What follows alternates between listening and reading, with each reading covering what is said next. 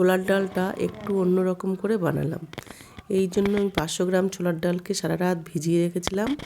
আর একটা মশলা আমি এখানে শুকনো খোলায় টেলে নিয়েছি। এই মশলাটা আমার অনেক রান্নায় লাগে, তাই আমি একটু বেশি করে বানিয়ে নিলাম। কড়াইতে দিয়ে দিয়েছি তেল, আর সোমবারে দিয়ে দিয়েছি 2টো শুকনো লঙ্কা, তেজপাতা আর একটু পাঁচফোড়ন। ফোড়ন থেকে যখন সুন্দর গন্ধ বেরোতে শুরু করেছে, তখন আমি গ্রেট করা আদা আর কাঁচা লঙ্কার একটা মিশ্রণ করে রেখেছি, সেটাকে তেলের মধ্যে দিয়ে কিছুক্ষণ ভেজে নিলাম। আর দিয়ে দিলাম 2টো টমেটো বাটা।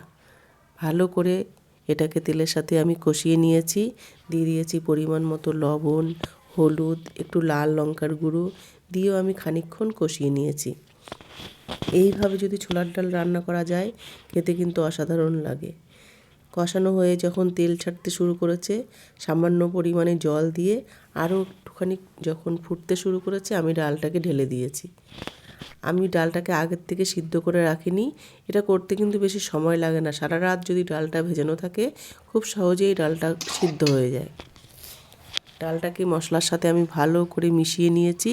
তারপরে আমি 2টো গ্রেট করা আলু এর মধ্যে দিয়ে আরও খানিকক্ষণ এগুলির সাথে নাড়াচাড়া করে নিয়েছি।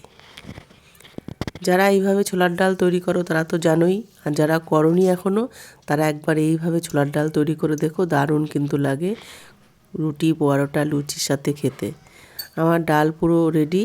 নামানোর আগে যে ভাজা মশলাটা করেছিলাম, সেই ভাজা মশলাটা দিয়ে দিয়েছি 1 চামচ।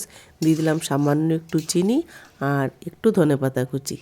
টেস্টি টেস্টি ছোলার ডাল শীতের রাতে কিন্তু জমে যাবে, বা সকালের টিফিনে।